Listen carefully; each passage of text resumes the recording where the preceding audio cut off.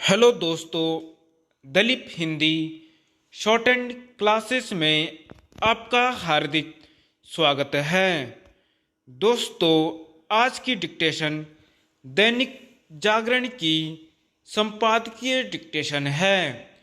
Dictation की गति 120 शब्द प्रति मिनट होगी। डिक्टेशन स्टार्ट करते हैं 5 सेकंड बाद।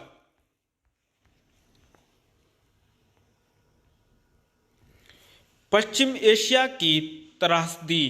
गाजा पट्टी पर प्रभुत्व रखने वाले आतंकी संगठन हमास की ओर से इजरायल पर जो भीषण हमला किया गया, उससे पश्चिम एशिया फिर से अशांति और अस्थिरता से घिर गया है।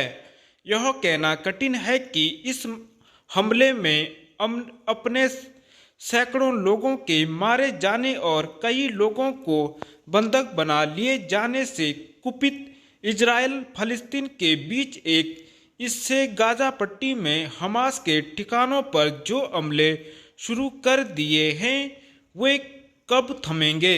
आशंका इसकी है कि इजरायल को अन्य मोर्चों पर भी लड़ना पड़ सकता है, क्योंकि फलस्तीन के एक अन्य क्षेत्र वेस्ट बैंक से भी उसके खिलाफ हमले हो सकते हैं। लेबनान में ठिकाना बनाए हिजबुल्लाह गुट ने तो इजरायली इलाकों में हमले शुरू भी कर दिए हैं। हमास की तरह हिजबुल्लाह को भी ईरान का समर्थन हासिल है। यदि फलस्तीन के पक्ष में जॉर्डन, सीरिया और मिस्र भी इजरायल के खिलाफ सक्रिय हो जाएं तो हैरानी नहीं, क्योंकि अतीत में ये देश मिलकर उस पर चढ़ाई कर चुके हैं। जो भी हो, इजरायल और अरब देशों के बीच तनाव बढ़ना तय है। इस तनाव का असर पश्चिम एशिया के साथ साथ अन्य देशों पर भी पड़ सकता है, क्योंकि जहां अमेरिका और यूरोप इजरायल के साथ हैं, वहीं चीन और रूस फलस्तीन के पक्ष में खड़े हो रहे हैं। यदि पश्चिम एशिया में तनाव के चलते अरब देशों से कच्चे तेल की आपूर्ति बाधित हुई तो पूरी दुनिया उससे प्रभावित होगी।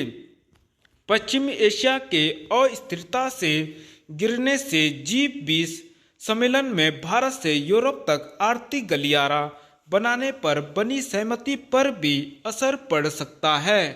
साफ है कि पश्चिम एशिया की हालात भारत के लिए भी चिंता का कारण है, चूंकि इजरायल को एक तरह से अपने अस्तित्व की लड़ाई लड़नी पड़ रही है।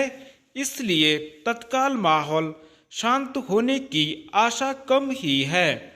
हमास ने इजरायल के खिलाफ जैसी बर्बर कार्रवाई की, उसकी मिसाल मिलना कठिन है। हमास ने वैसी ही बर्बरता दिखाई जैसी इस्लामिक स्टेट दिखाता रहा है। हैरानी इस पर है कि हमास आतंकियों की रोंगटे खड़े कर देने वाली क्रूरता के बाद भी कई देश उसका समर्थन कर रहे हैं। हमास ने एक ऐसे इजरायल पर भीषण हमला किया जब सऊदी अरब और इजरायल के बीच मेल मिलाप के आसार बन रहे थे। इस मेल मिलाप की नींव डालने का काम पूर्व अमेरिकी राष्ट्रपति डोनाल्ड ट्रंप ने अब्राहम समझौते के माध्यम से किया था।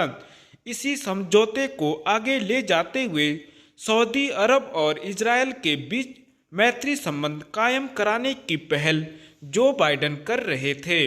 बाइडेन की इस पहल से फलस्तीन का मामला भी सुलटने के आसार थे, लेकिन ईरान को यह पहल रास नहीं आ रही थी। यह मानने के पर्याप्त कारण है कि उसने ही हमास और फिर हिजबुल्लाह को इजरायल पर हमले के लिए उकसाया। साइबर अपराध। साइबर अपराधियों और ड्रग्स तस्करों से निपटने के लिए उत्तराखंड में 2 दिनों तक चली अखिल भारतीय पुलिस विज्ञान कांग्रेस में जो चिंता जाहिर की गई, उसे गंभीरता लेने की जरूरत है। विशेषकर साइबर अपराध पुलिस के लिए बड़ी चुनौती बन गया है। स्थिति यह कि साइबर अपराधी पुलिस और सुरक्षा एजेंसियों से एक कदम आगे चल रहे हैं। जिस तेजी से साइबर अपराधी नेटवर्क विस्तार कर रहे हैं, उसने यह सोचने को विवश कर दिया है कि आखिर इस पर कैसे नियंत्रण पाया जाए। तकनीक और नेटवर्किंग में अपराधी पुलिस से ज़्यादा मजबूत दिखाई पड़ रहे हैं। सामूहिक चिंतन में विभिन्न राज्यों के पुलिस अधिकारियों और विशेषज्ञों ने इसे खुले मन से स्वीकार किया और इसके लिए प्रभावी रणनीति के साथ आगे बढ़कर कार्य करने का संकल्प जताया। विशेषज्ञों ने अपने अनुभव और कुछ उदाहरण के साथ साइबर अपराध की चुनौतियों को रखा, साथ ही इसके निदान के उपाय सुझाए हैं। इस बात पर सहमति बनी कि साझा रणनीति से साइबर अपराधियों के नेटवर्क को तोड़ना आसान होगा। साइबर सुरक्षा के लिए न्यूनतम सुरक्षा मानक विकसित करना, सुरक्षा एजेंसियों और पुलिस के बीच समन्वय बेहतर करना, राज्यों में फैक्ट चेकिंग यूनिट की स्थापना और सामुदायिक पुलिसिंग के जरिए आम जन को जागरूक करना इसमें प्रमुख रूप से सम्मिलित हैं। राष्ट्रीय स्तर के इस मंथन में सभी प्रकार के अपराधों पर चिंतन मनन हुआ। सुझावों का आदान प्रदान भी खूब हुआ, लेकिन असल परीक्षा अब होगी। चूंकि ऐसे प्रयास पहले भी हुए हैं परंतु अपेक्षित परिणाम नहीं मिले। उत्तराखंड की बात करें तो पिछले कुछ सालों में यहाँ साइबर अपराध का ग्राफ तेजी से बढ़ा है। ज़्यादातर मामलों में पुलिस अपराधियों तक नहीं पहुँच पाई।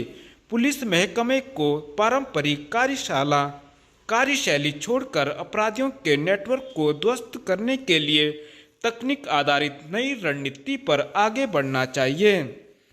धन्यवाद।